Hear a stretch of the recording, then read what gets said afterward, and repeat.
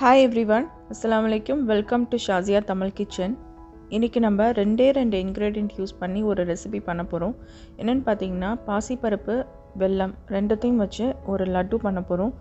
இது பார்த்திங்கன்னா green colour பாசிப்பருப்பு நான் எடுத்திருக்கேன். இது ரொம்ப உடம்புக்கு நல்ல குளிர்ச்சி தரக்கூடிய ஒன்று. ஸோ இதை வச்சு நம்ம லட்டு பண்ணியிருக்கோம். ரெண்டு பொருள் மட்டும்தான். வாங்க எப்படி பண்ணுறதுன்னு பார்க்கலாம். அதுக்கு முன்னாடி என்னோடய சேனலை நீங்கள் முதல் தடவை பார்க்குறீங்கன்னா மறக்காமல் சப்ஸ்கிரைப் பண்ணாதவங்களாம் சப்ஸ்கிரைப் பண்ணிடுங்க. பக்கத்தில் இருக்க பெல் ஐக்கனை கிளிக் பண்ணி வச்சுக்கோங்க. இப்போ வாங்க வீடியோக்குள்ளே போகலாம்.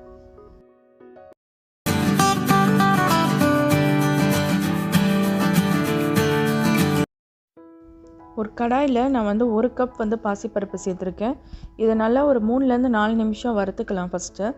இப்போ வறுக்கும் போதே நம்ம வறுப்பட்டுருச்சான்னு பார்க்குறதுக்கு நல்ல ஒரு வாசனை வரும் பார்த்திங்களா, அந்த அளவுக்கு நம்ம அதை வறுத்துக்கணும். கலர்லாம் மாறணும்லாம் கிடையாது, லைட்டாக மாற ஆரம்பிக்கும். ஸோ அது வரையும் வறுத்தா போதும். எவ்வளோக்கு எவ்வளோ நம்ம வறுக்கிறோமோ அந்த அளவுக்கு நம்ம லட்டு சூப்பராக இருக்கும். அப்போ தான் நம்ம மிக்சியில் பவுடர் பண்ணும்போது ஈஸியாக இருக்கும். இல்லாட்டி நரன்னு ஒரு மாதிரி இருக்கும். ஸோ அதனால் நல்லா வறுத்துக்கலாம். இப்போ வறுத்துட்டு நான் ஒரு பிளேட்டில் மாற்றிக்கிறேன். நல்லா கொஞ்சம் கூல் டவுன் ஆனதுக்கப்புறம் நம்ம இதை மிக்சியில் அரைச்சிக்க போகிறோம். இப்போ ஒரு 10 நிமிஷம் கழித்து நான் மிக்சியில் பவுடர் பண்ண போகிறேன். மிக்சியில் அரைக்கும் போது லைட்டாக அந்த லைட்டு சூடு இருக்கணும், அதுக்கும் ரொம்ப சூடாக இருக்கக்கூடாது. ஸோ அப்போனா நல்லா சீக்கிரமாக ஃபைன் பவுடராக இருக்கும். இப்போ பார்த்திங்கன்னா நான் பவுடர் பண்ணிட்டேன். இந்த அளவுக்கு பவுடர் இருந்தால் போதும். ரொம்ப நரன்லாம் இருந்தால் நம்ம லட்டு பிடிக்க வராது.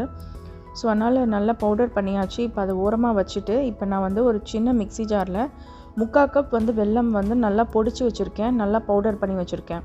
உங்கள் வெல்லமில் எதாவது தூசியோ எதாவது இருக்கிற மாதிரி இருந்துச்சுன்னா நீங்கள் அதை பாகு காய்ச்சி வச்சுக்கலாம். இப்போ என்னோடய வெல்லத்தில் தூசி கிடையாது. ஸோ அதனால் நான் பவுடர் மட்டும் பண்ணி வச்சுட்டேன். இப்போ அதே கடாயில் ஒரு 2 டேபிள் ஸ்பூன் நெய் சேர்த்துக்கோங்க. அதில் ஒரு 10 முந்திரி உடச்சி சேர்த்துருக்கேன். சேர்த்துட்டு நல்லா வறுத்து இதை தனியாக எடுத்து வச்சுக்கலாம். லட்டுவில் சேர்த்து நம்ம சாப்பிடும்போது ரொம்பவே டேஸ்ட்டு சூப்பராக இருக்கும். இது இல்லாமையும் நீங்கள் சாப்பிட்லாம். பட் ஒரு க்ரன்ச்சினஸ் இருக்கணும்னா இந்த முந்திரி பருப்பு சேர்த்து நம்ம சாப்பிட்டோம்னா ரொம்ப சூப்பராக இருக்கும் லட்டு சாப்பிடும்போது. இப்போ முந்திரி பருப்பு வறுத்து அதே கடாயில் இன்னொரு 2 டேபிள் ஸ்பூன் நெய் சேர்த்துருக்கேன். நெய் சேர்த்துட்டு நம்ம அரைச்சி வச்ச பவுடர், பாசிப்பருப்பு பவுடர் இருக்கு இல்லையா, வறுத்து அரைச்ச பவுடர், அதை இதோட நான் சேர்த்துட்டு நல்லா கலந்து விட்டுக்கோங்க.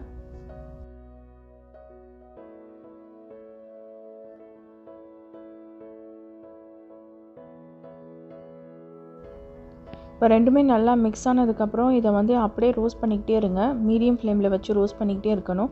ரோஸ்ட் பண்ணிக்கிட்டே இருக்கும் போதே நம்ம ஆட் பண்ண நெய் லைட்டாக மெல்ட் ஆகி அந்த மாவு பவுடரியாக இருக்காது, ரொம்ப பவுடராக இருக்காது, கொஞ்சம் நல்லா ஒன்று சேர்ந்து வர மாதிரி இருக்கும். ஸோ அந்த ஸ்டேஜ் வரையும் நம்ம இதை ரோஸ்ட் பண்ணிக்கிட்டே இருக்கணும்.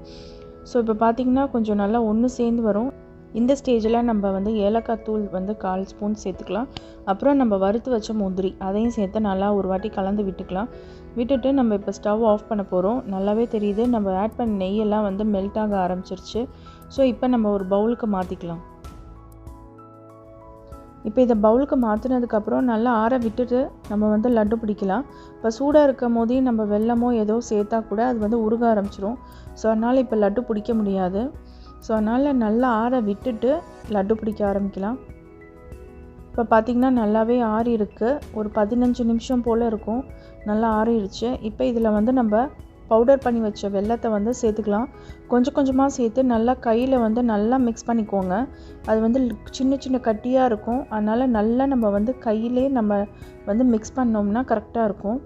இதை நீங்கள் பாகு காய்ச்சி கூட சேர்க்கலாம். பட் நான் அப்படி சேர்க்கலை. ஏன்னா உங்கள் வெல்லத்தில் தூசி எதாவது இருந்துச்சுன்னா நீங்கள் பாகு காய்ச்சி அதை சிரப் மாதிரி சேர்த்து நல்லா மிக்ஸ் பண்ணி லட்டு பிடிக்க ஆரம்பிக்கலாம். இப்போ பார்த்திங்கன்னா நம்ம ஆட் பண்ண வெல்லம் எல்லாம் நல்லா நான் கையிலே மிக்ஸ் பண்ணிட்டேன்.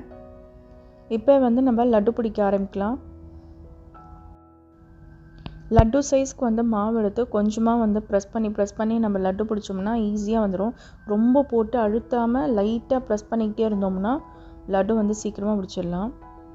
பார்த்திங்கன்னா எவ்வளோ குயிக்காக லட்டு ஃபார்ம் ஆயிடுச்சு.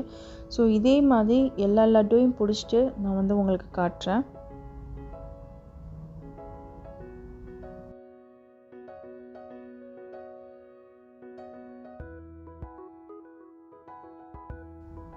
இது வந்து ரொம்ப ரொம்ப ஹெல்த்தியான ஒரு ஸ்நாக்கு. கண்டிப்பாக வந்து வீட்டில் செஞ்சு பார்க்கலாம். ஏன்னா வந்து 2 பொருள் தான் நம்ம மெயினாக யூஸ் பண்ணியிருக்கோம்.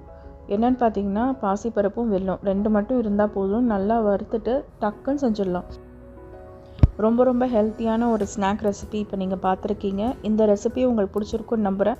பிடிச்சிருந்தால் மறக்காமல் இந்த வீடியோக்கு லைக் பண்ணுங்கள். உங்கள் ஃப்ரெண்ட்ஸ் அண்ட் ஃபேமிலி எல்லாரோடையும் கண்டிப்பாக ஷேர் பண்ணுங்கள். அவங்களுக்கும் ரொம்ப ரொம்ப யூஸ்ஃபுல்லாக இருக்கும். மறக்காமல் ஷாசியா தமிழ் கிச்சனை சப்ஸ்கிரைப் பண்ணி வச்சுக்கோங்க. நாளைக்கு இன்னொரு ரெசிபியில் பார்க்கலாம். தேங்க்யூ ஃபார் வாட்சிங்.